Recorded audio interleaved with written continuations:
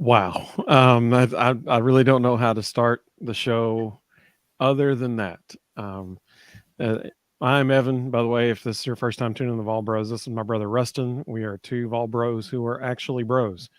And um, if we've had a theme on the show lately, Rustin chooses his name for his lower third that uh, represents the night's evening. And I think that's pretty good tonight. You know, we always do three things on any reaction show. we we talk about our initial thoughts and everything. We name a player of the game and a play of the game. And we're going to do that tonight. I had planned on opening it up for people to join on screen if you like, but based on some of the comments that have already come through, I don't think that will be a good idea. But I'm loving all the people that are already joining. That's great. Thanks for watching. But some of the comments are people are in their feelings a lot right now, apparently. So y'all just keep commenting online. That'd be awesome. And then the ones that are we can actually use. Yeah, we'll put those on the screen. But we're so glad people are joining us online. Rustin, would you like to give your thoughts first, or you want me to? Well, let me say this before we do anything else. I always update the lower thirds before we go live. It is kind of shocking that I didn't have to update the initial lower third for this. Yeah. I mean, it was a replay of Wednesday night. And so for those of you who did not see the game and maybe you're catching this later on or that kind of thing, and for those of you watching on the audio podcast, the lower third says basketball's losing a buzzer beater. But just so everyone knows, Tennessee had an opportunity to win the game and seal it. Unfortunately, we missed two free throws. They said there was a foul on a walk-on. The second one, I think it was actually a lane violation. It was a lane violation. But even so, I went back and watched it 2 or 3 times. That was a really, really quick whistle on that lane violation. Actually, his left foot moved first, and it wasn't into the lane. His right foot, he moved his left foot towards his right foot, and then moved his right foot into the lane, and they called a lane violation. I don't know if his right foot entered the lane before. Now, his left foot was definitely moving before Vescovi let go of the ball. Ultimately, it wouldn't have mattered anyway because the free throw was missed. You can make the case, well, with 4.8 or 4.2 seconds, how much it was, they wouldn't have had it as easy of a time getting the ball across half court. Maybe not. They might have slowed him down a little bit. But just across one step across half court, essentially a half court shot, buzzer beater wins the game for Missouri. So I have a whole lot of thoughts about this. Do you want to go first and then I'll go? Or you want me to go ahead and say what I think, and then that way I don't duplicate what you say, or what you want to do? I think there's two positives. Number one, we scored 85 points tonight. And we thought 70 was the key. We were 14-1, 15-1, something like that. 15-1 when we scored 70 plus. So the fact that we scored 85 tonight on a night when, honestly, the first half we played horribly. I was really, really proud of the 15-minute mark to the 5-minute mark. When Rick Barnes said, Tyreek Key, Santiago Vescovi, Zakai Sigler, Jemai Meshack, and Tobe Awaka, you all play harder than anybody on this roster, so dadgummit, just go play hard. And he yep. I mean, he clearly told the bench, if y'all are going to play hard, you can sit here and watch them. And those jokers whittled a 17-point lead into a 17-point deficit into a 3-point lead in 10 minutes. And that was just unbelievable to watch. And honestly, I like a lot. Tobe hasn't played a whole lot of minutes, so he was breathing real hard. They took him out there at about the 5-minute mark, got Jonas in for a couple, and then sent him back for the final 3. That was cool. I thought that spoke volumes. Absolutely. They're saying, hey, he's our guy. If the rest of you all aren't going to play hard, We're going to put the dude out there that's active and wants to go get it. So I think one positive for me is Olivier Comlois had 6 points and 3 rebounds. Once again, he was a non-factor, didn't really do much of anything to help. He hit a 3 in the first half, and everybody thought, ooh, he hit a 3. Okay, so. Well, and to your point here, you said he had 6 points. Right? None of that was near the rim. He hit 2 threes, which that's good. He hit 2 threes, but you also kind of want your primary big guy making baskets around the rim. Yep. So I thought it was good to see Tobe kind of really step up and become the man in the second half. And I would not be surprised at all if against Alabama, if Tobe gets the start. He's earned it. Jemai Meshack did a fantastic job. Tyreek Key had by far his best game of the season, asserted himself, wanted the ball. I thought at times he was too unselfish. He had a couple of shots near the lane, and he passed it up to kick it back out. Honestly, I wished he would have just taken the shot. Tonight is the Tyreek Key that was brought to Tennessee. That's what they expected him to be all year.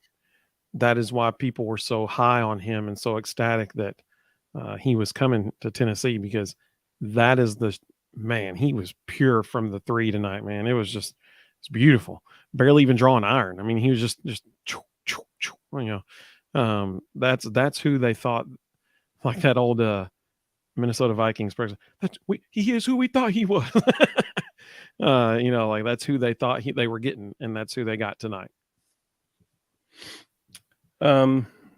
Unfortunately, Missouri shot 53% from the floor and 54% from 3.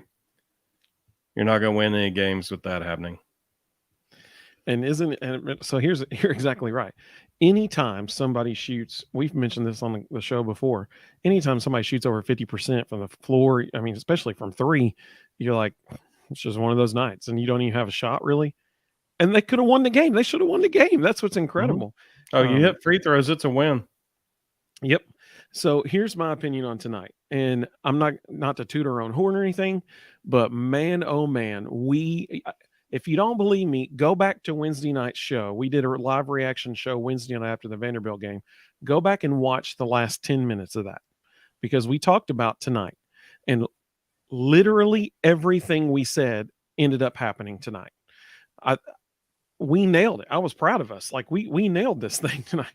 Here's what we said the other night, just to refresh your memory. We said Missouri can put the ball through the nets. They can put it through the nets. They are going to get their points.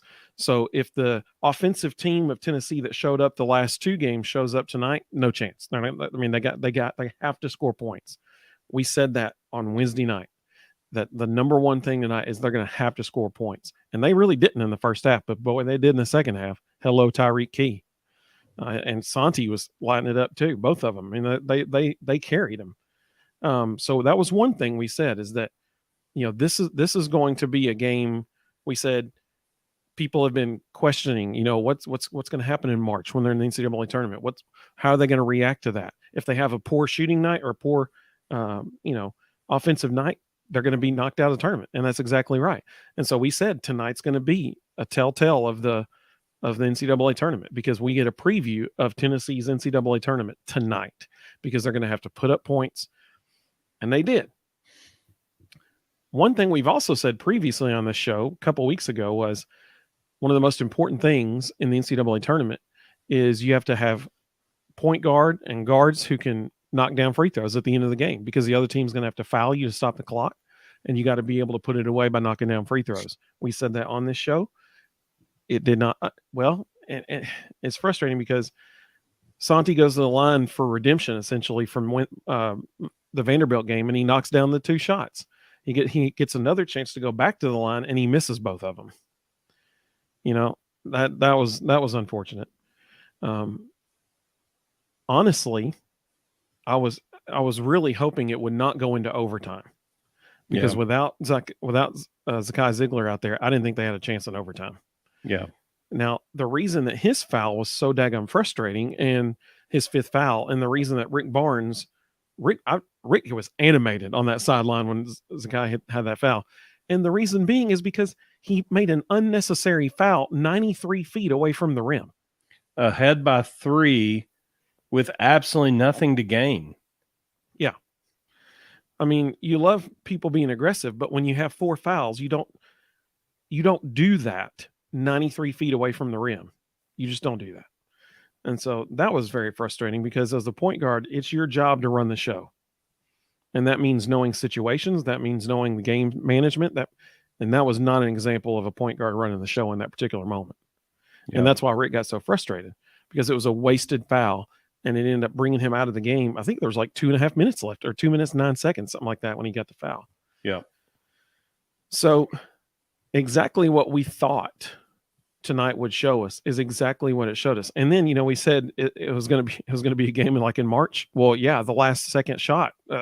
How many NCAA tournament games in the round of 64, in the round of 32, have you seen where a guy comes across half court and hits a half court shot to win the game?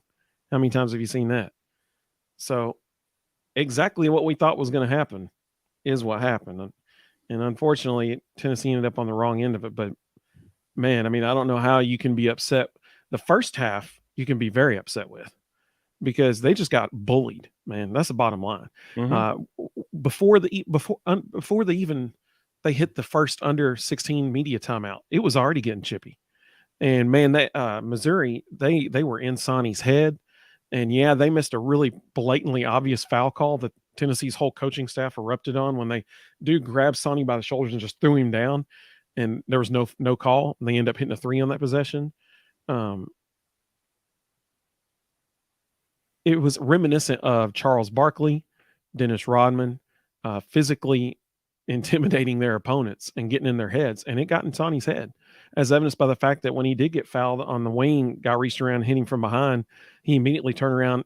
They got the foul call, and he went up to the official saying, how is this, I don't know what he said. My guess is, how is this not a flagrant, 1 foul? He wasn't even trying for the ball, that kind of thing. It was in his head. That all changed in the second half. Tennessee became the aggressor in the second half. I attribute a lot of that to Jemai Mashak and his defense. East, is that the kid's name? I think it was East, the 55. Yeah. He did a great job guarding him in the second half. That dude walked so bad twice on these floaters, and they didn't call it either time. But man, he walked. It was a fascinating game. Unfortunately, Tennessee ended up on the wrong end of it, but I don't see how anybody can just be thrown in the towel after that performance. I don't. They showed a lot of character without Josiah Jordan-James playing as well. Yeah. Elijah made a comment that most of their makes were contested, and I agree. I don't fault their defense at all. I thought their defense was, I mean, nobody could have been, especially in that 15-minute to 5-minute span when those 5 guys were out there for the whole 10 minutes. Those guys were playing as hard as they possibly could. Yeah. Kudos to Missouri. They hit shots. They hit a lot of contested shots.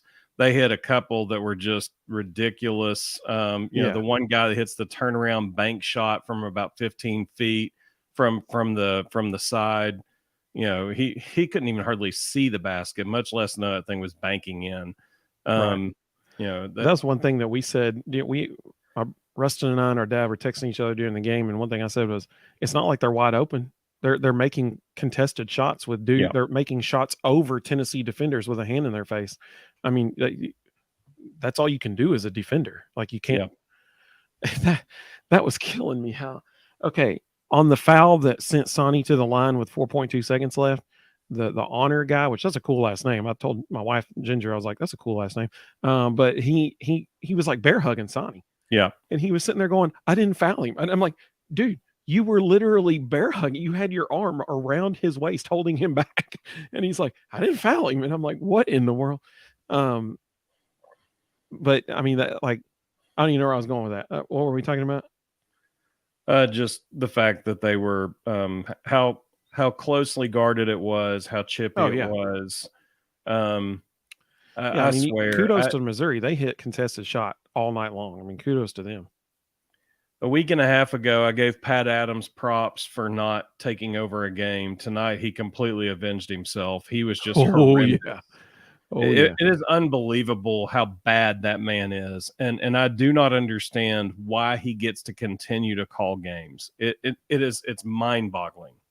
The officials lost control of that game with 15 minutes and 55 seconds left in the game. I mean, it was yeah, no doubt. Before we go on to our player and play of the game, let's look at some of the comments. We'll be strategic in which ones we show on the screen here. I don't know if you could see it or not, but on the one play where Vescovy was going for an offensive rebound, and the guy literally just grabbed him and threw him down right in front of Pat Adams. Yeah. If you watch the camera angle when Rick Barnes goes ballistic on Pat Adams, you can read Pat Adams' lips, and he says he flopped. Like, he flopped sideways? Like, are you serious? It was... The man literally just invents stuff. He has no clue what he's doing. So Chloe and JD Sports and Gaming. So we just suck at this point. So here's the thing. I don't think we can say that after that game, because Missouri is going to be probably, I mean, my goodness, they have the same record as us, you know. They're 19-6 now. They're probably going to be like a 5 or a 6 seed at the lowest in the NCAA tournament. Like, they're a good team. Like, they're really good. I mean, my goodness, they hit what, 11 or 12 threes tonight? They shot over 50% from 3-point line. That's unheard of. They were 14 of 26. Threes. Holy cow. I mean, like, that's incredible. And they were hitting like strongly contested shots, and they just couldn't miss. And so I don't think we can say that Tennessee is just terrible after that. Tennessee played Tyreek Key played an incredible game. It was just a good basketball game. I mean, like, it's the bottom line. Dude hit a miracle shot at the buzzer. I mean, what we can get mad about is how in the first half they were letting Missouri push them around. Yep. That Missouri team has dudes, and they've got shot makers. That's a team that I could easily see. Yeah, they're long. They handle the ball well. They can shoot it. You know, that Missouri team can make a deep postseason run. If they got hot and got the right draw, they could easily be a Sweet 16 or an Elite 8 team, because they're just built for it. Absolutely. I mean, that just they're deep. They got unbelievable size, and it's not like just their big guys. Their wings and their guards are huge. The only guy that wasn't huge was East, and he was running the show. Man, he was. They're impressive. Yeah, they're impressive. 2 games in the same week, same state, by black and gold colored teams, by a 3-point at the buzzer. Absolutely, yeah, both times. It's been a bizarre week, and both games could have been won at the free throw line by the same guy on the prior possession. Yeah, that's a good point. That's a very good point. Okay. We did get wrecked, actually. Yep. They hit buzzer beaters against us. I guess Andrew is a Missouri fan. Appears that way. Congratulations, Andrew, on a win. You didn't contribute to it, but I know it feels that way as fans. We feel like we're part of the game. It's a big win for Missouri. Kudos to them. It's a huge win for Missouri. Anytime you get a road win in the SEC, it's a big deal. Just look at Alabama today. Auburn gave them all they wanted, and I know Nate Oates was thrilled to death to get out there with a W and just head back home. Elijah said, I just don't even know what to say anymore. That reminded. So actually, I thought about starting the show with Michael Scott's line from The Office when he said, "I am all out of tricks. I am all out of carrots." Because that's the way I felt. He said I laughed the moment it went in. That's Bader-Vol syndrome showing up, I think, there, and Elijah a little bit. Let's see. He said, I even told my mom when they got the ball, they'd make a heave. He predicted it. Tyler said, joy to the world. So I think this is Tyler is not a Missouri fan. He is a Tennessee fan, I believe. Yes, he is. He that's his way of consoling himself with humor there. I like that. Let's see. Andrews, I'm not sure what he was referring to there. Let's just stop posting Andrew. He's a Missouri fan and he can stay where he is. Well, he said just didn't play their best game. Tennessee. Okay. Wait, who? Tennessee? Okay, I don't know. Let's just stop talking about him. Rebecca and company said, good golly. Absolutely. Zach's ready for his player game. I love that, Zach, man. We love having Zach. Zach joins us every time. Zach's moving on. Zach, you're the real MVP. We love you, man. You're the bomb. Let's see. We got Elijah's giving his player the games. Zach's giving his. Let's see. Now, okay. This is a legitimate point here by Tyler that I think we need to consider. He said, the really next proud one of the definitely comeback. is. He said, really proud of the comeback. Extremely disheartening ending. Unfortunately, the next 3 will be L's. Now, that just so people don't think he's like sounding like doomsday or something here.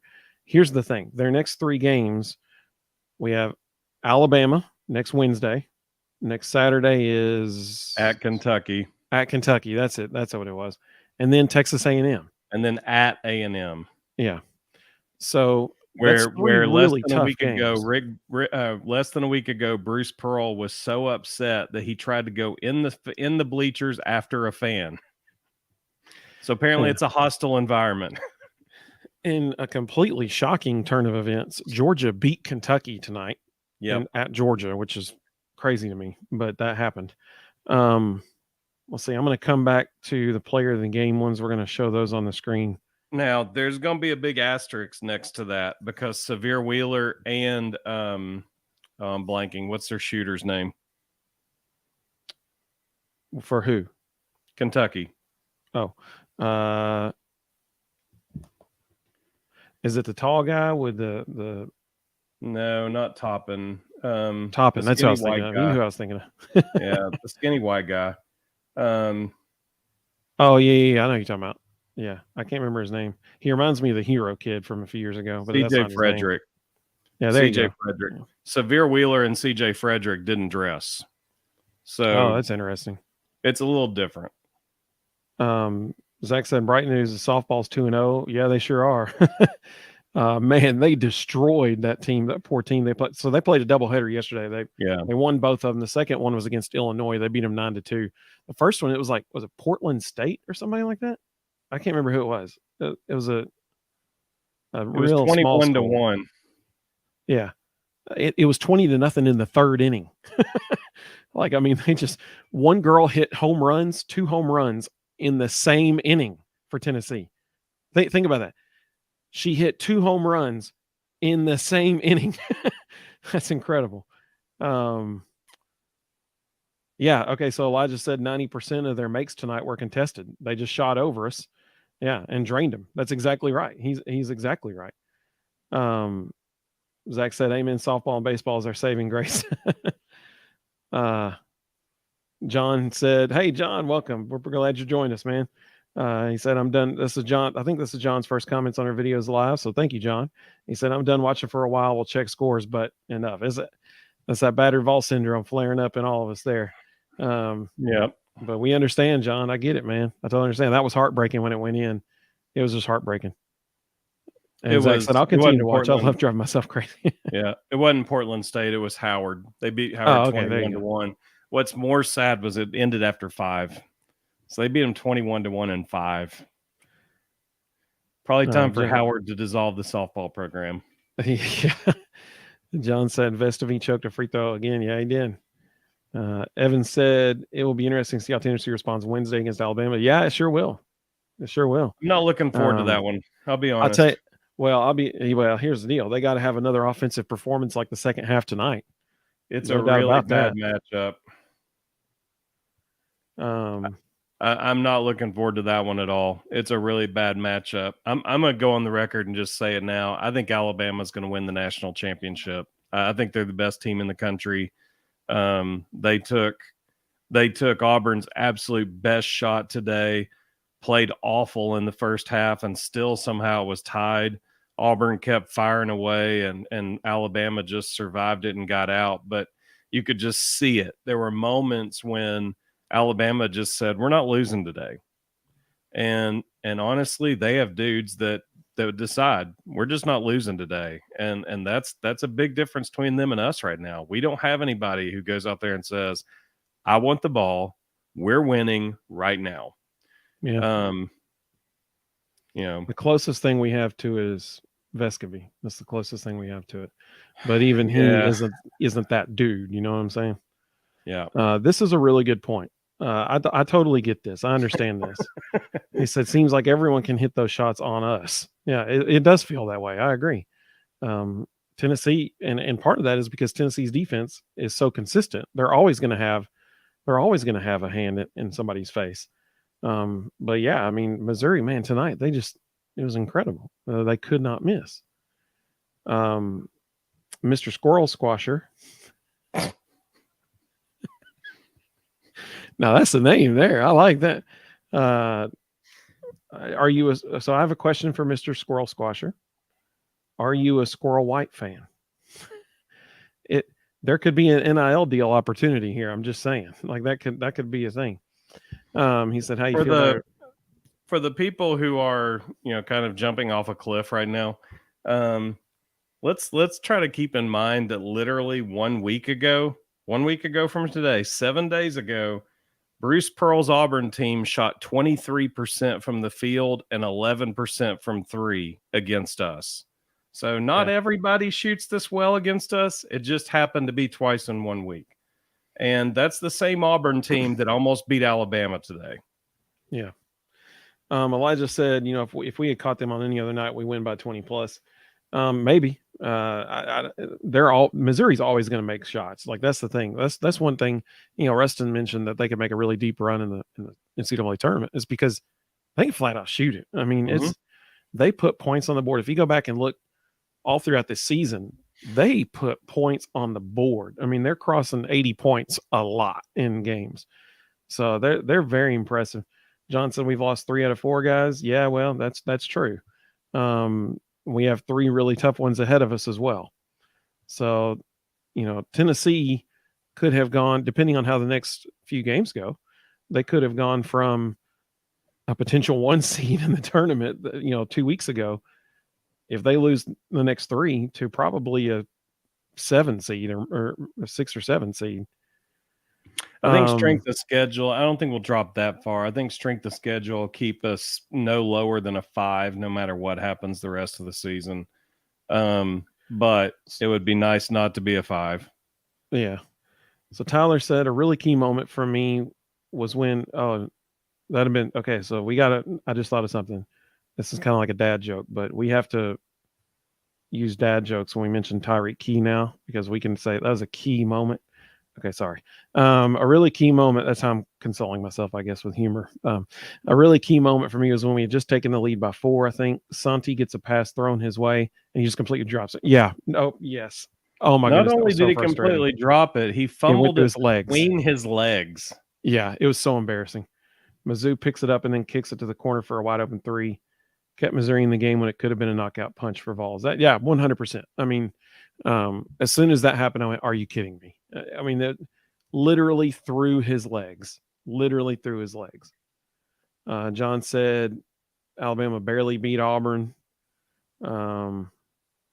Ricky said unreal. Hey, Ricky, welcome, buddy. That's awesome. Ricky's joining us. Ricky said unreal atmosphere wasted. Ricky, were you there? That's my question, because Ricky may have been there. So I want to know about if Ricky was there, so he can let us know in the comments.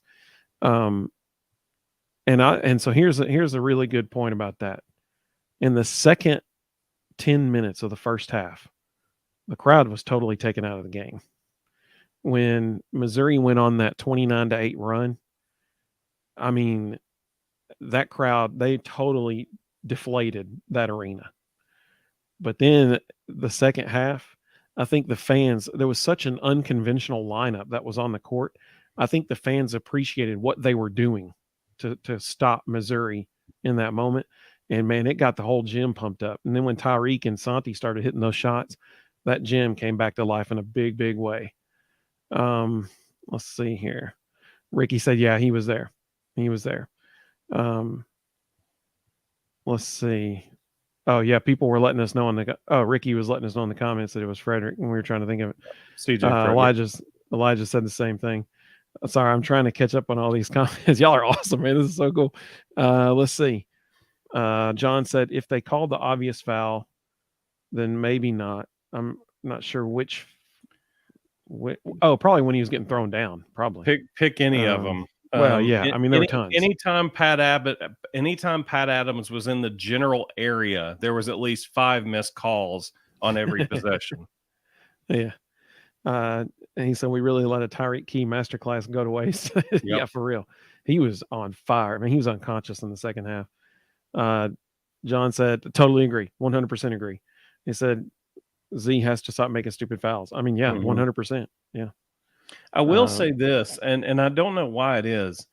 They call a lot of stuff on him that literally everybody else on the floor is doing, and they all get away with it. I mean, Santiago, my Lord, Vescovi fouls everybody every possession. It's unbelievable, and they don't call hardly anything on him. He uses his hands more than anybody I've ever seen and gets away with murder sometimes. Jemai Meshack tonight, and I think it's because he's so active with his feet. I think the refs see how active his feet are and they don't pay attention to his hands. But if y'all ever get a chance, watch Jemai Meshack's hands. He smacks the crap out of those people all the time, and they never call it. It's amazing. But Ziggy likes to get up in people's jerseys, and they're watching for it. They call him every step he makes. Was it Auburn last year that he reached out and touched the guy's nose? Like, yeah, it was. They got the point guard was holding the ball at the top of the key, and they're standing there, and he's about to make a move, and Z just reaches up and boops his nose. Yeah. I thought that was Auburn. Elijah said, "Hey, by the way, Zach, I love it, man. We're winning the next 3. That's what I'm talking about. Zach, you may not want to tune in Wednesday. No, it's happening. It's happening. Getting the W." Elijah said, "Kentucky losing today is the only thing keeping me sane." Hey, everybody needs to pay attention to what else happened tonight.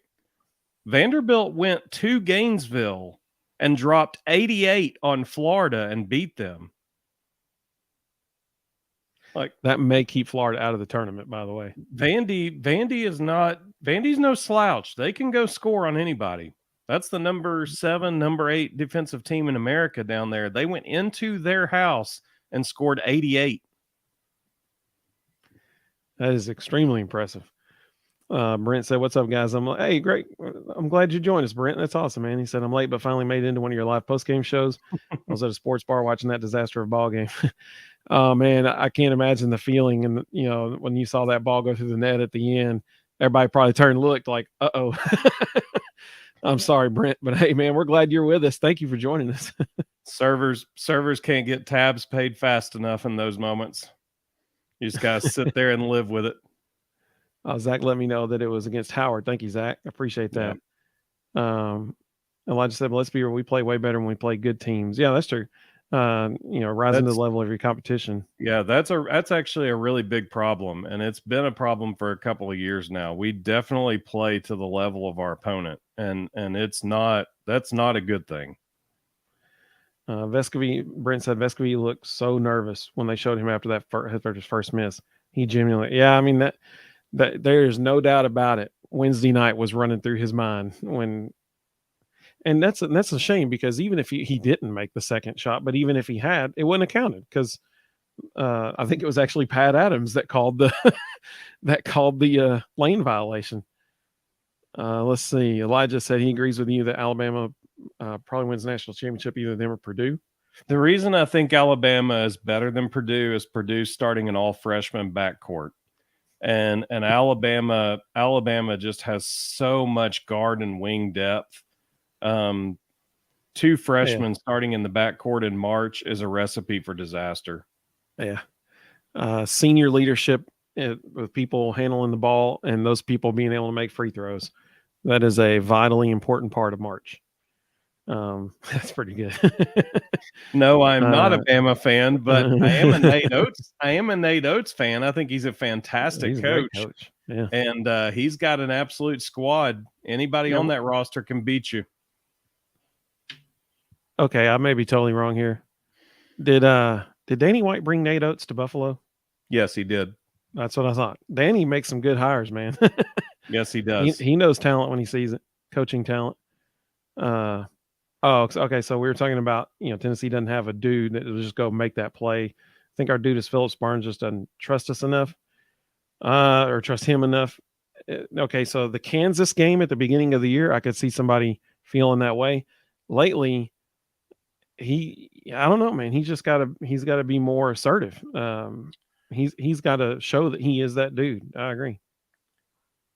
If you think back to when Bruce Pearl was having a ton of success in Knoxville, it was typically because he was calling isolation plays for Chris Lofton. He had a guy, he could get the ball when he needed a basket and know pretty high certainty that guy's going to go make a play.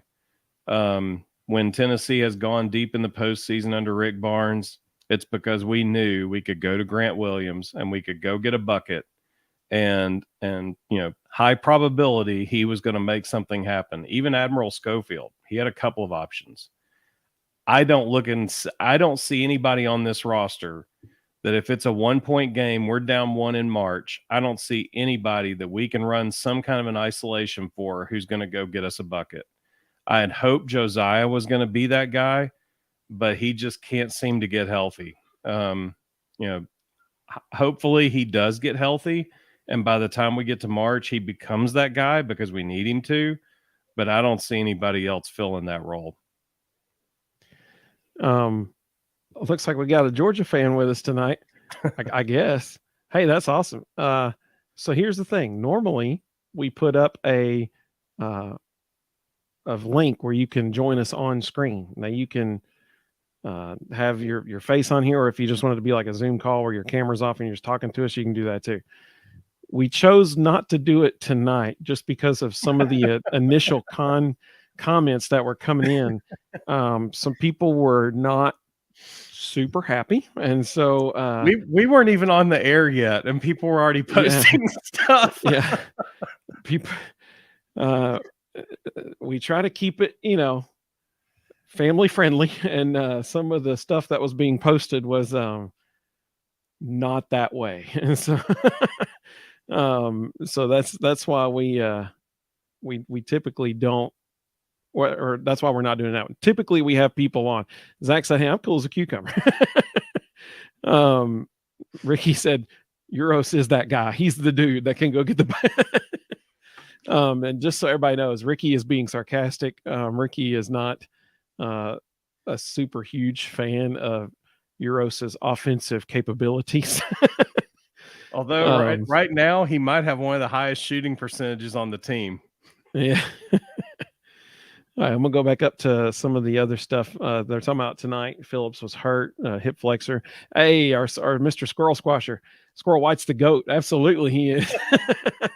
I love it, man. I think it's funny how many different people are trying to talk about other sports. They're like, "Hey, football, hey, baseball, softball." Yeah. Ricky said February losses build character. Man, I hope so. I hope they do, because they're going to need it. Also shrink seedings. Yeah, they do that too. Absolutely. Hey, we got somebody. This is the first time I've seen this person join us. Tomcat. Thank you, Tom, for joining us. This week has been an absolute nightmare. I knew Missouri was tough, but I didn't see that Vandy loss. Yeah, well, now, I mean, the Vandy's win tonight makes that one look at least a little bit better. But that was still a bad game for Tennessee. If Vandy doesn't take care of Jerry Stackhouse, some other Power 5 school is going to go snatch him up, and they're going to immediately get really good. Yeah. Because that man is an offensive wizard. Well, and more, that Alabama game is looking like an oddity, you know, more and more. Elijah said he thinks Tennessee will be a minimum of a 5 seed. I think that's fair. Sure. Ricky said computers love us, and he is exactly right. Ken Palm loves him some balls. Ken Palm picked us to win by 13 tonight, so I'm not so sure how accurate his computer is. Yeah. let's see. Somebody in the chat asked if we were going to continue through softball and baseball, and yes, we will. Let's see. Elijah said, "How do we beat Kansas and Texas, but lose to Vandy, Missouri?" I don't get. That's fair. That's a fair point, man. Missouri, they just couldn't miss tonight. They just could not miss. Alabama's the best team in college hoops. Kentucky rarely loses in Rupp, especially against UT. A&M is stifling LSU right now, and in Baton Rouge, 28-10. Yeah, I mean it's going to be an incredibly difficult.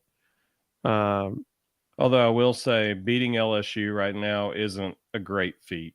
Now, being in College Station is going to be a problem. And Buzz Williams is a fantastic coach. But LSU might be as down as anybody in the conference right now. Brent said, such a frustrating game. Well played second half, but frustrating. Sure, I mean, that first half, especially the second 10 minutes of the first half. Oh, that was awful. Yeah. Here's the question Rustin was mentioning. Zach asked if we're going to be doing this through baseball and softball season. Yes, we will. Now, obviously, especially in baseball and softball, I mean, they're playing. Man, we're not going to do a live stream every night. That's going to be kind of tough. It's going to be kind of tough. Even so, next Wednesday is going to be kind of tough to go live. We may. I don't know if I'll try. We're going to try to. I may not be home in time, so we'll see. But I'll be teaching a class that night, so I'll see if I can get home in time. But I'll do it, and we'll just open it up and let people say whatever they want after the Bama game. I'm sure that'll go really, really well. Yeah, it'll all be good. But I'm still loving this comment. Like, eat 'em dogs. Hey, you can call in whenever, buddy. Yeah, you're welcome to join us anytime. We'll have you on as a special guest the week of the Georgia game in the fall this year. How about that? Elijah said, I do like Nate Oates. Yeah. He does a fantastic job. Yeah. Eddie at Purdue is a great player. It's kind of hard not to be when you're 7'4", but he's a really good player. I will say this. He's coordinated for a 7'4" guy. Yeah, he is. But he tends to disappear in track meets. And Alabama gets up and down the floor really, really well. If those two freshman guards struggle to hold on to the ball, Zach Edey may spend a lot of the game doing this up and down the court with minimal touches. Yeah. I'm loving this Mr. Squirrel Squasher. He's the man. Like, the only squirrel I won't squash is Squirrel White with the squirrel equipped with squirrel emoji. I love that. That's awesome. Let's see. Quality losses are really important.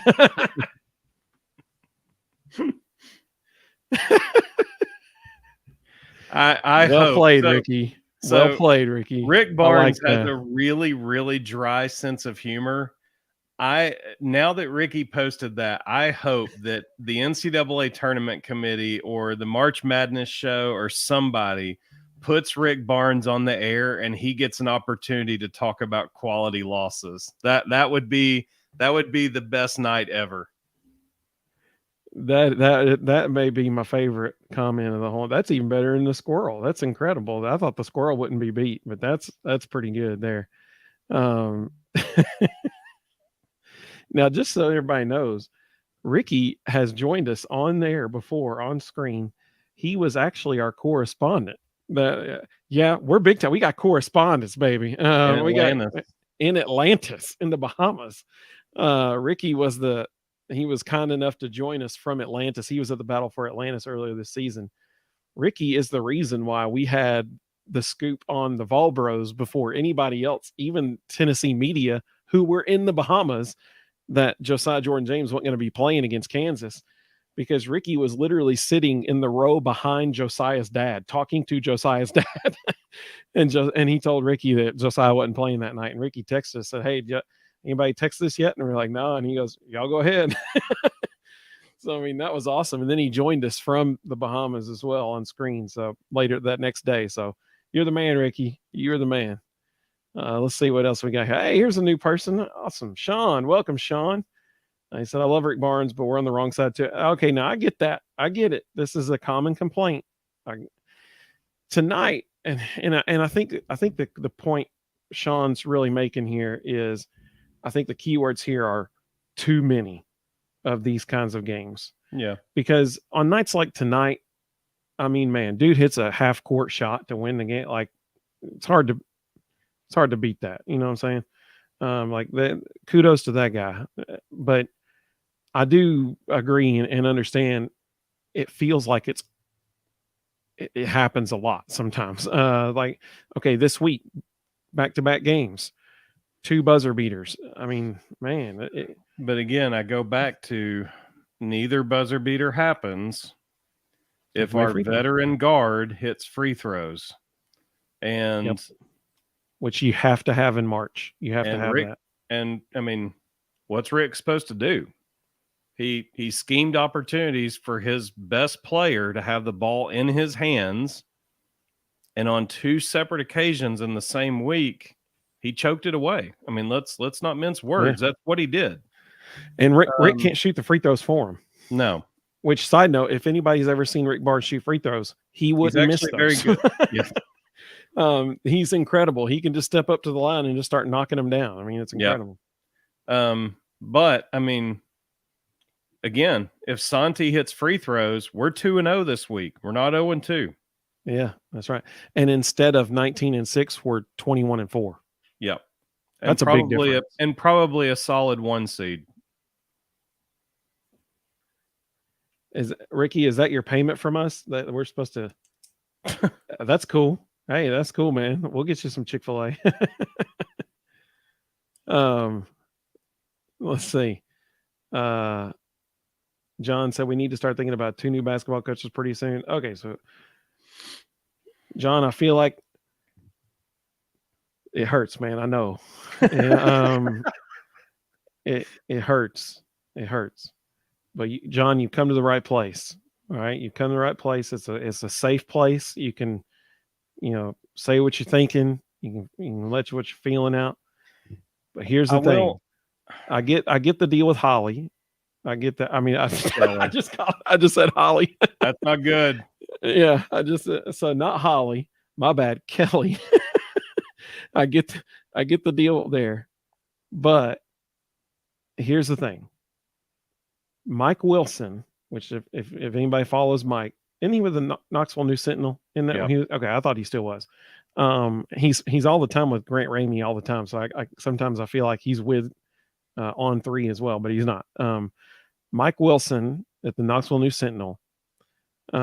He's okay. So John said, not saying right now, but soon. So here's the thing. I wish Rusty, you might know it, but Mike tweeted out just this past week, in the previous 50 seasons, Tennessee had been ranked in the top 5 in I don't know, 7 of them or something like that. Yeah. Or something, some crazy number. And since Rick Barnes has been hired, that same number has already been matched. Yeah. I can't remember how many seasons it was, but a few of them are under Bruce Pearl. I think John added a comment at the bottom. I think what he was really trying to say is Rick Barnes is going to retire soon. Yeah. And so, he is, again, we have an athletic director who hired Nate Oates at Buffalo. There's opportunities. There's going to be people out there. Rick Barnes is going to leave that program in a much better situation than where he found it. It's going to be a highly 100%. Attractive job. Danny White is going to be able to go out and poach just about anybody to come into that job. I hope he takes a hard look at Steve Forbes.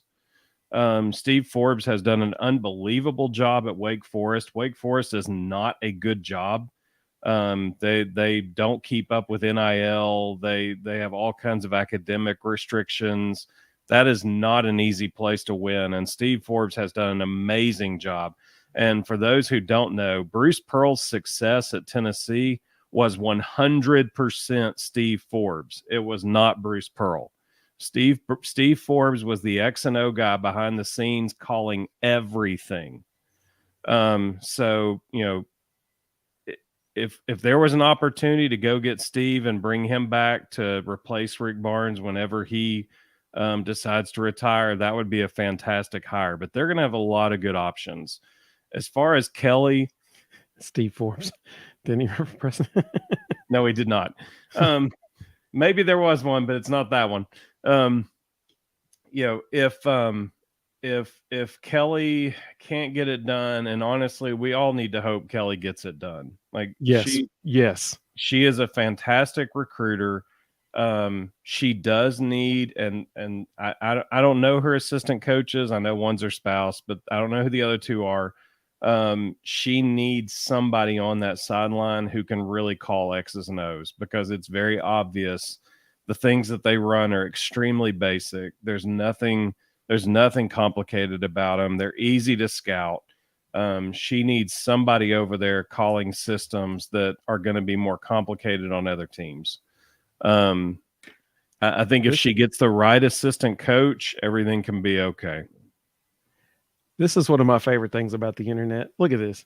The Vol Bros, man, we're just bringing people together, y'all. That's what Bama fans, Georgia fans, Missouri fans, they're all here.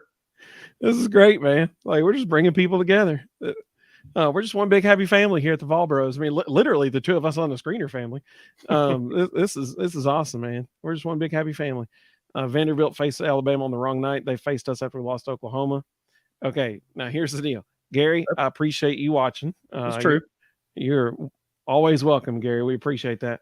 I think that Gary is 100% onto something here, because Alabama, listen, Oklahoma, they embarrassed Alabama. I mean, like, it was a bad look, because it was, and the thing was, it wasn't even so much the actual game. It was all the buildup around that day, because that was like a huge day of the SEC Big 12 challenge.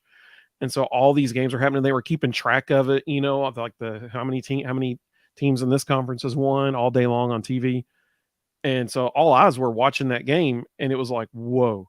Now, I will say this, that the way Missouri shot the ball tonight, that's the way Oklahoma shot it in that game. And what was weird about that was Oklahoma doesn't shoot the ball very well. Like, going into that night, they were like averaging like 28% from three, and they shot like some crazy number from three that night. Like, it was insane. That doesn't happen ever, hardly, and for them ever. So Alabama, I mean, I totally get that. They were coming out to prove a point against Vanderbilt, and they certainly did. But hey, it's cool to have you, Gary. Zach said Bruce Pearl is just like Lane Kiffin, in my opinion. When they were at Tennessee, yeah, I would say that for sure. And Elijah asked her if there are already Auburn fans listening, Bruce Pearl is still running all of Steve Forbes' stuff. So this is a really interesting question. If you could have one active coach to replace Barnes, who would it be? Any coach in America?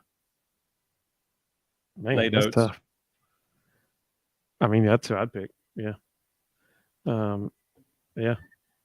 And I think Alabama knows that too, which is why they just signed him to like this crazy huge deal. Mm-hmm. So, well, I'm going to go back up and try to find the folks' I know Elijah put one on there, and I know Zach put one on player of the game and play of the game. Let's do player of the game first. I'm betting we have the same one. If I had to guess, who was your player of the game for Tennessee, Rustin? Well, I mean, if Tyreek Key doesn't show up and play the way he did, we're not even remotely close in that game. But honestly, I do think I could easily give it to five guys. The five dudes that were out there from the 15-minute mark to the 5-minute mark in the second half: Ziggy, Santi, Jemai, Key, and Awaka. Those men were warriors. Like when we talk about I will give my all for Tennessee, those dudes gave their all for Tennessee tonight. Those five individuals played their tails off. And for any of you all who haven't played basketball at a very high level, go out in your street and sprint up and down the street for 10 minutes straight. Let's see if you can even make it 10 minutes straight without passing out and potentially dying. Yeah, and I would not make it. Yeah. And then throw a ball in the mix and put baskets at the end of each one and try to make shots while you're doing it. And then add another guy and try to guard them on one half of the street. What those guys did for 10 minutes is unheard of. And to go from 17 points down to 3 points ahead in that 10 minutes. And kudos to Rick. Again, Coach Barnes looked at that bench and said, if y'all aren't going to play, those dudes are. And he just let them roll. And he did a fantastic job managing timeouts and managing TV timeouts to get them breathers. It was impressive. So I totally agree with you. My player of the game was Tyreek Key. That's why he's on the thumbnail for this video right now. I mean, he was unconscious in the second half. It was so much fun to watch.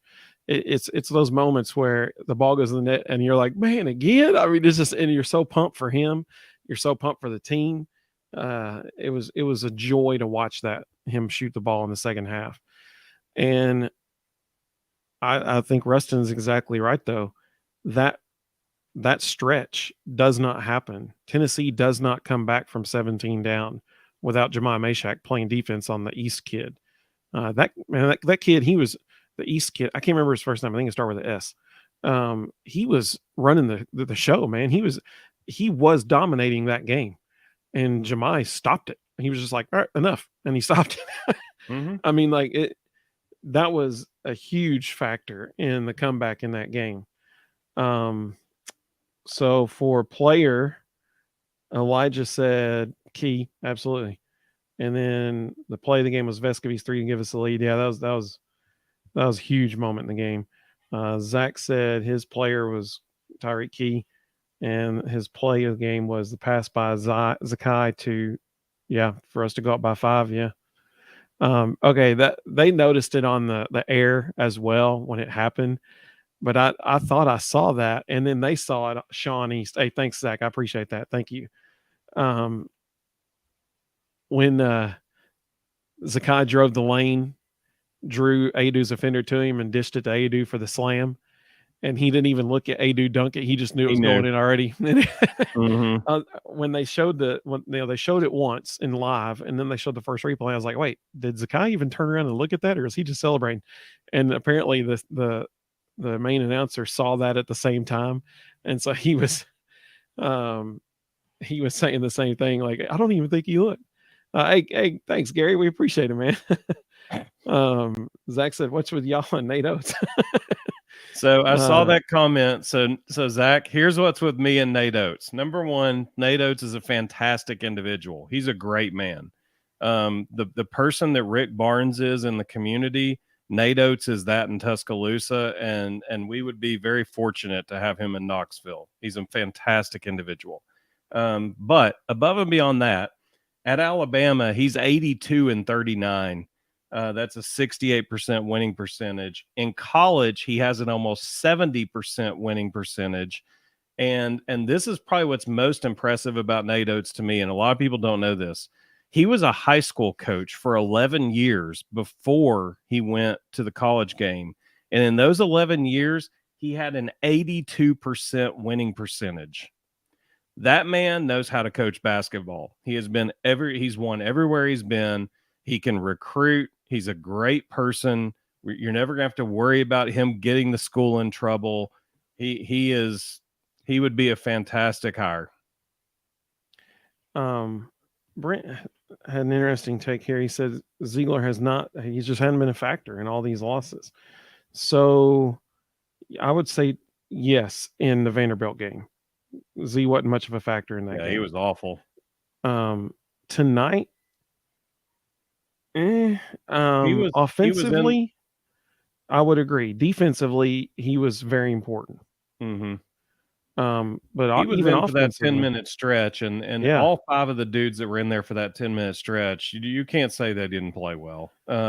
Just because he wasn't a factor on offense scoring wise doesn't mean he wasn't a factor. He recognized that Tyreek Key had the hot hand, and he was making sure Tyreek Key got as many touches as he could. Now, I will say on that air ball that Zakai had in the second half that Tyreek Key caught, I think out loud in my living room, I said, good pass. Yeah.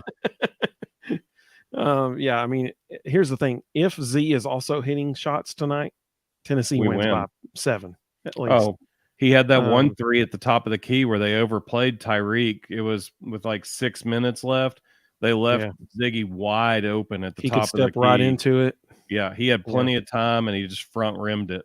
Yeah. Yeah. I mean, he was, I mean, you can't ask for a better shot than that or a better look than that. Mhm. Zach said, so Natos doesn't give out McDonald's money back. Again, I was That's good. I thrilled like to that, Zach. death, thrilled to death to find out that the McDonald's was an exaggeration and they were actually Chick-fil-A.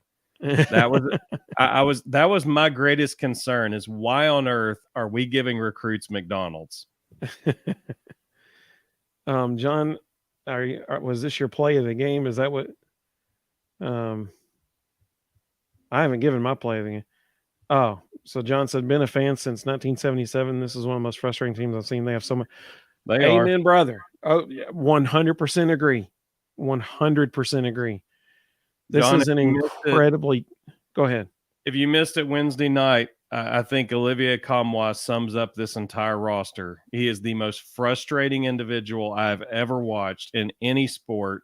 And I think this team rides his coattails. And honestly, I think Rick realizes that too. And that's why we saw so much of Tobe Awaka tonight. I think Coach Barnes has said, you're either going to put up or shut up. And if you're not going to put up, Tobe will. Yeah. There's so much talent on this team. Think about it like this. They got DJ Jefferson redshirting this year. He's sitting on the bench right now. Freddie DeLeone. And that was the next person I was going to mention. Absolutely. You know, they got DJ Jefferson on the bench right now, redshirting, because there is so much talent on the team. And people go to the game and they get there early to watch DJ Jefferson go through warmups. Yep. Because he's sitting there taking the ball under his legs, slamming it between his legs and slamming it. The one that when they were warmed up, I think it was against Texas, and he took it under his legs and slammed it. That was incredible. I mean, he is the pregame show, like essentially. And he and they're so good. They're so good that yeah, that's right. They're so good. The guys that are redshirting right now and the incoming recruiting class, JP Estrella being one of those, ridiculously talented.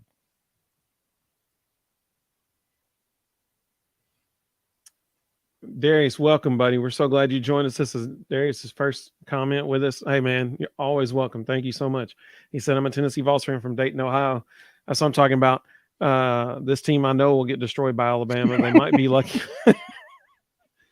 They might be lucky to beat Kentucky. You can't give away games on a silver platter. Now, that is 100% true. Yep. Especially against good teams, because good teams will make you pay. And that's exactly what we saw tonight against Missouri. They made him pay. Tennessee had a chance. Let's not beat around the bush. Just like Rustin said, Tennessee had a chance to win the game. You make 2 free throws, you win the game. Game over. And Missouri made him pay. And to Darius's point, that's just going to become more and more the case as the next month progresses. When you get into March, like you don't have the luxury of having an off night. You don't have the luxury of making a careless mistake of. Now think about it like this. Okay, I think it was John that mentioned this earlier. I think John mentioned this with the ball when Vescovi didn't pay enough attention. The ball went straight through his hands and then between his legs and out of bounds, didn't go out of bounds. They picked it up. Okay, that's a 1 possession game. It's a 1 point game. What if Tennessee scores on that possession? Then it's a whole different ball game at the end of the game, because it's not 2 free throws to clinch it. It's already clinched, and this is just icing on the cake at that point. So, I mean, every possession matters, and you can't let up at all. Now, okay, this is a really good point. Zach's right. Zakai is one of our best free throw shooters. He's exactly right, and that is a huge advantage for us in March. And we saw, and he said he made a good point. He said, and I know he was fouled out. That's right. If he hadn't been fouled out, he would be, because let's all be honest here. Everybody in the gym knew the ball was going to be inbounded to Vescovi because he was the best free throw shooter in the court at the time. If you have Zakai in there as well, you have 2 really good free throw shooters. And we've seen Zakai step up and bury free throws late in games already this season. He's proven he can do it. So that's going to be critical in March for them to make free throws in key final seconds. Let's see. eating my crow with hot sauce. I love that. Texas A&M won't be easy. No, it is not. Okay, good question. That's going to be a rough night. He said, what's the prognosis for Josiah? I hadn't heard yet. Here's the thing. It concerns me that they haven't said publicly the prognosis. That's what concerns me, because and it could be that they're gun shy based on what happened earlier this year. We all saw what happened earlier this year. He it seemed like he could play, and there was just too much soreness, and they didn't want to risk it because I don't know what was going on, but that has been a situation. He does not come back from injuries quickly, and if he's not playing against Alabama, we're in big trouble. If he is playing, that'll be good. I wonder if he'll be 100%. But Elijah, you're right. They said it was a high ankle sprain, but unfortunately, they haven't given a time frame of when they think he might return. Patrick Mahomes has a high ankle sprain. He's playing in the Super Bowl tomorrow. High ankle sprains, that's really not a prognosis. It's just this is what we're calling injury, but it's not. Here's how long he's going to be out. Well, and let's be honest here. Cedric Tillman had a high ankle sprain in the fall, and we saw how much he played for the rest of the season. Yep. That is a very I'll say this: it can be used as a term very loosely, so nobody really knows. I mean, here's what concerns me. It's like falling on a helmet. You never know when it's going to happen. Yeah, that's a good one. Here's what concerns me about it. So at the beginning of the season, Josiah wasn't playing, but he was still dressing out. He dressed out every game at the beginning of the season, and he never stepped on the court. Even when they knew he wasn't going to be playing, he still dressed out. He wasn't even dressed out tonight. So that concerns me. That concerns me. Derry said Tennessee might be one and done come March. Currently, right now, Tennessee might be a 5 or 6 seed. Yeah, totally agree. I think they'll probably end up if they win. The next 3 games is going to tell a lot about what seed they'll end up being. But I mean, anybody could be a one and done come March. That's the beauty of the NCAA tournament. With our strength of schedule, we will not be below a 5. That there's no way that will happen. Yeah. Let's see. Evan said, as a Bama fan, man, we got more. Evan's a Bama fan too. How about that? We got people from all over. We got Bama fans. We got Missouri fans, Georgia fans. As a Bama fan, I'm a little worried with Tennessee losing these 2 games and coming out Wednesday making a point. Zach said, I like your thinking, Evan. Evan, you have nothing to worry about because we have no one who can guard Brandon Miller. Zach said, what worries me more is Phillips because he is JJ's back. Well, yeah. So here's the deal. Phillips didn't play a single minute, I don't think, in the second half. Guess who's going to draw the assignment of Brandon Miller to start the game next Wednesday? Probably Olivier. Nope. Olivier's going to have to guard their center. Wait, Brandon Miller's our point guard, isn't he? No, he's the power forward that's going to be a freshman All-American and the number 1 pick in the NBA draft. Okay, so what's the name of the point guard? He's a transfer. Sears. Okay. Yeah. No, Olivier's going to have to guard Noah Clowney. Yeah. Olivier's going to have to guard Noah Clowney. No, Julian Phillips is going to have to guard Brandon Miller because Josiah is not going to be out there. Yeah. Yeah. It's going to be a long night. Yeah. So here's what we're going to do. We're going to say our play of the game, and then we're going to, now, if y'all recall, last week we said that we're going to start once a week ending the show with a, we're going to start ending the show with a top something list, top 3 list, top 5 list of something. Tonight, I think we're just doing it as therapy. But we'll say our play of the game, and then we're going to tonight we're going to do this as our top 3 list. And so we'll release this part of the video later on this week as like its own clip. But top 3 most likable basketballs. That's going to be of the last 20 years. That was a caveat. Top 3 most likable basketballs of the last 20 years. And so, Rustin, did you want to do a play of the game? I mean, we lost, so you want to do it, or you just want to skip it? I had a play of the game regardless of win or lose, just because I thought it was just an unbelievable effort. With about 9 minutes left. They ran an isolation against Jemai Meshack. Shaq got beat off the dribble, recovered, and swatted the dude's shot into about the third row. And it was just an unbelievable effort. And I sat there watching that going, that dude is the best defensive player in America. Like it is unbelievable how he plays. If he could ever develop a jump shot, he would never come off the court. Like that guy just does so many things well. How many threes did Tyreek hit in the second half? It was either 4 or 5. I can't remember. Like just in the second half.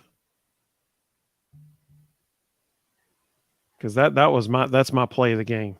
Watching the ball go through the net so many times. I was sitting sharing in the living room, and another one go through and be like, "Oh, baby!" I just said 5. I mean, like it was beautiful. It was a thing of beauty watching. I mean, when somebody gets hot like that, and see here, oh, this is so frustrating to me. When somebody is clearly on fire, there should not be a possession when that person doesn't touch the ball. Like when somebody is dude hit 5 threes in one half. That's nuts, man. He should be touching the ball every single possession. And you should be trying, like, dude, if somebody's in your face, don't care, just shoot it. I mean, like, he's got the hot hand. He should have touched the ball every time down the court. That was a thing of beauty watching him shoot it. Darius said Brandon Miller from Alabama will be a top pick for sure. Tennessee always commits fouls at the worst time. Rick Barnes on the hot seat. Yeah, we talked about that. I think Rick's safe. He's just, the recruiting is so good. He has nothing to worry about. I mean, we're used to not being in the NCAA tournament for years at a time, then right? Getting in, that kind of thing, and we're in there every year now. It's an oddity if we're not now. I'd say he's safe. All right, well, Rustin, let's do this. Top 3 most likable Vols basketball players of the last 20 years. Who's your number 3? Well, mine are biased. As a former basketball coach, for those of you who are watching, if your coach ever said they don't play favorites and they don't like anybody more than another, they lied. They absolutely do like one player more than another, and there's always one guy on the team that they like just more than everybody else. And it's typically whoever the guy is that plays the hardest. Every coach loves a guy that you don't have to motivate to go out and work their tail off. They just want to go out there and scrap. And so my three are all in that mold. We'll go back and forth. 3, 3, 2, 2, 1, 1. Yeah, I just want to put that disclaimer in there. All 3 of mine fit that mold. They were guys that in the last 20 years were just workaholics, and everybody would love to coach them. So number 3 for me was Dane Bradshaw. And I mean, how can you not like the guy on SEC Network now too? Like he's a joy to listen to, he's hilarious on Twitter.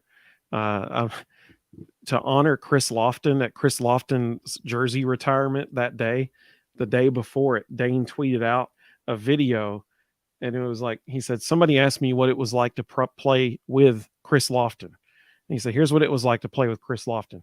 And he walks over to the 3-point line. He's like, Chris, I'm open. Throw me the ball. Chris, nice shot, Chris. And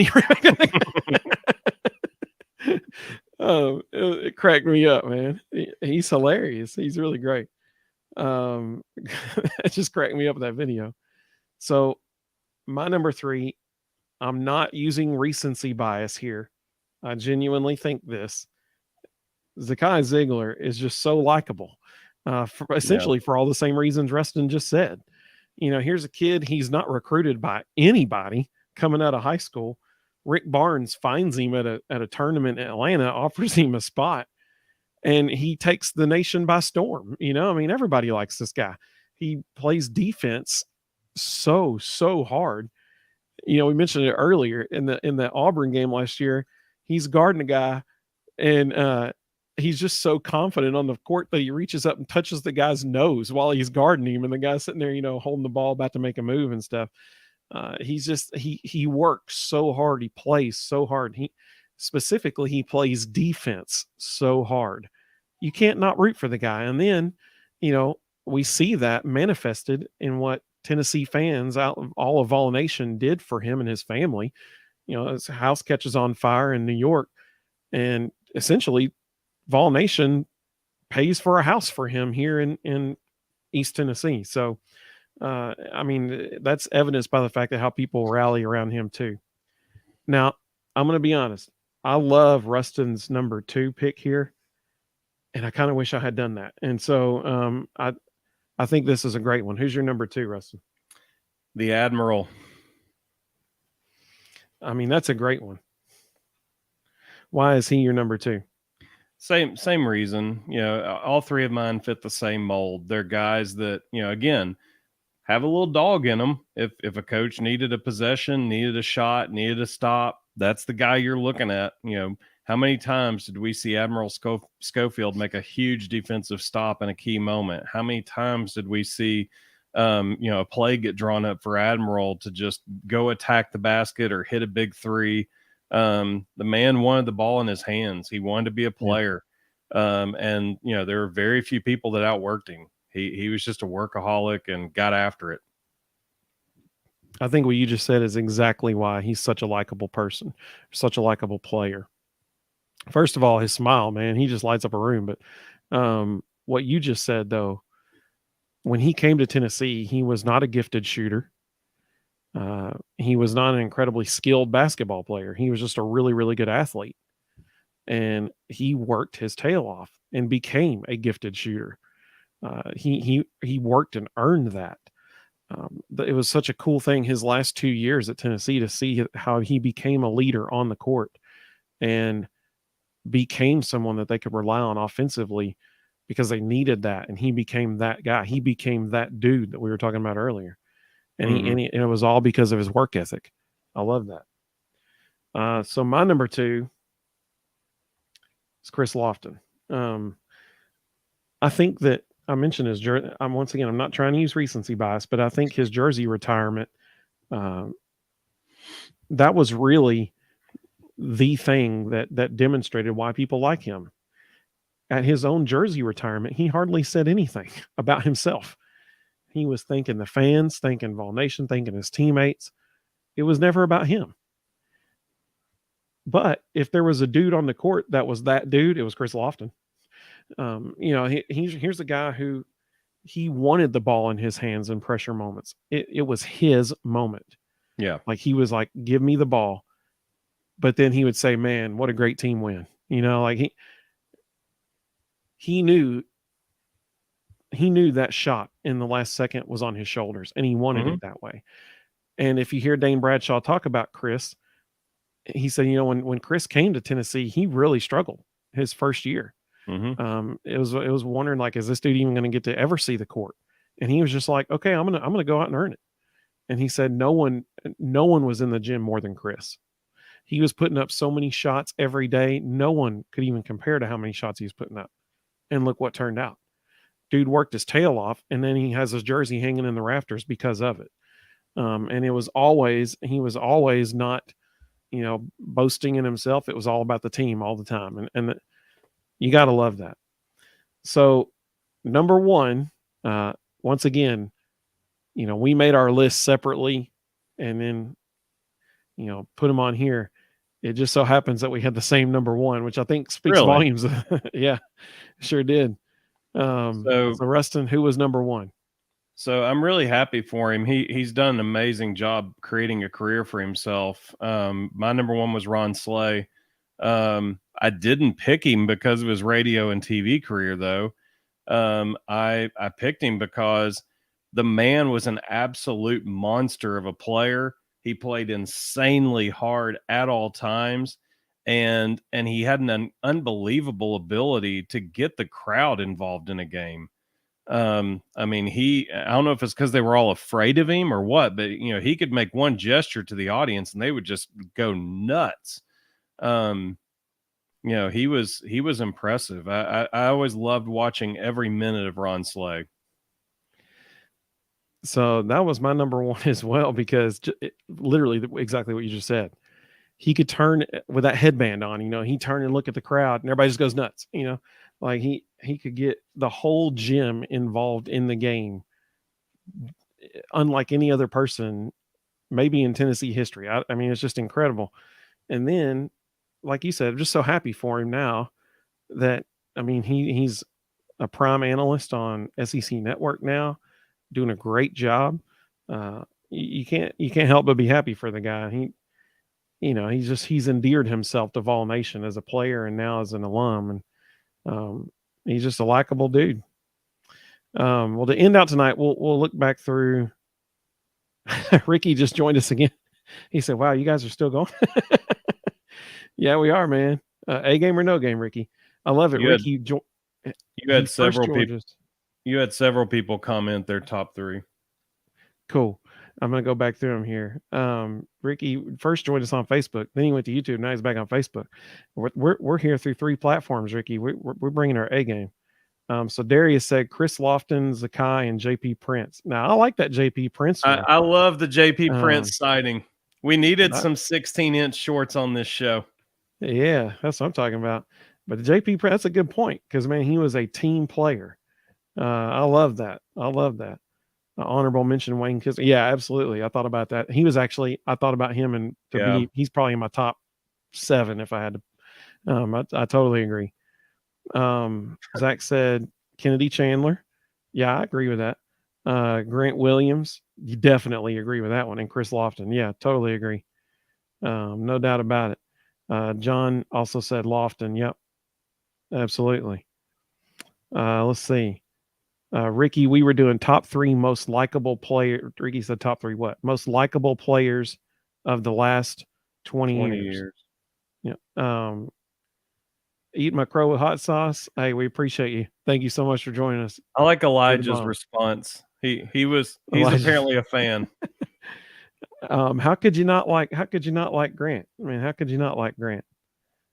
That's a great choice. Great choice. John said, thanks for the show. Hey man, well, this is fun.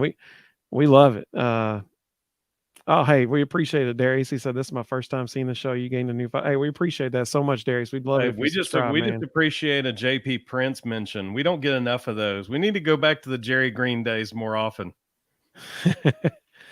Yeah, Darius, you're the MVP for tonight with JP Prince. We love that. That was a good one. That was a really good one. Here's Ricky's. Santi, Grant Williams, and Chris Lofton. I think that's 3 good ones. Absolutely. Mm-hmm. Absolutely. I'm going to go BJ Edwards, and BJ Edwards. Oh, man. Wasn't it awesome to get him to see some playing time in the first half? That was so awesome. I meant to say something about that earlier. Honestly, I love that. I love that Rick Barnes was like, hey, this dude's over here busting his tail every day in practice. And if y'all aren't going to play hard, we're going to give him some run. Yeah. And he came in, hit a huge, jumper there. And I so wish his 3 would have gone in too. I got to watch a lot of BJ's high school career. BJ's going to be a player. Like he's sitting behind Zakai right now, but anybody who's from Knoxville will tell you BJ will end up being a major contributor.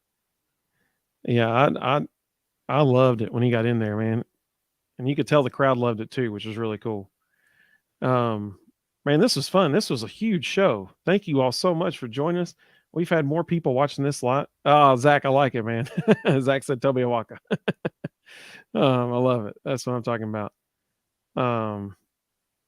Ricky said honorable mention Brian Williams and Duke Cruz. Okay, especially Brian Williams. Especially Brian Williams. People loved that guy. They loved him. And you're right. That Elijah said he saw BJ Edwards play in high school. He's a baller. Yep. I love the Brian Williams reference. That was a good one. That's a good one. Did not expect to hear Duke Cruz on tonight's show. That's a new one. Man, this was fun. This was awesome. We thank you all so much for joining us. This was by far the most we've had ever on joining us for a live stream. So that's cool, man. The Vol Bros are growing and growing. We had Bama fans with us tonight, apparently, and Georgia fans and Missouri fans. It's a place where we can all come together, guys. That's what the Vol Bros is for us. It's for all of us. And so we appreciate everybody joining us tonight. Hey, if you haven't already subscribed to our channel, we'd love it if you did. We try to get stuff out frequently. We're going live like twice a week right now after show or our shows after games. I mean, I love it, Zach. He said, good night. See you Wednesday after a win. That's what I'm talking about. Gary said, go SEC. Gary's still with us. You're the man, Gary. You're the man. We appreciate it. That's awesome. It's so cool. But hey, we appreciate everybody joining us. It's cool seeing people coming back too, like Zach and Elijah and Eat My Crow with hot sauce. And I would call him by his real name, but I don't know it. And then, we got new folks joining us too. So that's really cool. Really, really cool thing. Tyler Goldberg coming back with us again. That's awesome. So Ricky's just naming people for fun now. Yeah. Really cool. Really cool. But yeah, now I have to wait for the field of 68 talk nothing but trash against us. Yeah, that's going to happen. It will happen. Well, we appreciate everybody so much. We're going to get off here for this evening, and hope everybody has a great Sunday.